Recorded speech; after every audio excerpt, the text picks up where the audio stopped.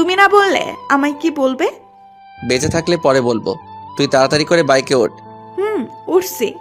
সুমি মন খারাপ করে বাইকে উঠে পড়ে। রাহুল বাইক চালাতে শুরু করে।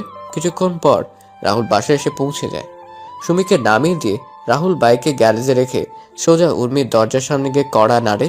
তখন উর্মি বলে, ভেতরে আয়। আমি ভিতরে ঢুকতেই ম্যাডাম আমার সামনে এসে আমার গালে তার হাত দিয়ে 2বার মালিশ করে দিল। সাথে সাথে 2 হাত দিয়ে আমি আমার গালটা চেপে ধরি। এত জোরে মেরেছে, গালে ব্যথা করছে। আমি আমার হাত দেখলাম, রক্ত লেগে আছে। আমার আর বুঝতে বাকি রইল না, ম্যাডামের থাপ্পড়টা এতটা জোরেই মেরেছে যার জন্য আমার ঠোঁট কেটে রক্ত পড়ছে। তখন ম্যাডাম রাগী কণ্ঠে আমায় বলে, তোকে এখানে কেন নিয়ে আসছি আমি? মাথা নিচু করে বললাম, ম্যাডাম আপনার সাথে থাকার জন্য। তাহলে তুই কি করেছিস? আসলে ম্যাডাম ফুপু আর ফুপা আমায় বলল যাওয়ার জন্য, তাই। তোরে আমি কি বললাম? আমার মুখের উপর কখনো কথা বলবি না। তাহলে তুই আমার মুখে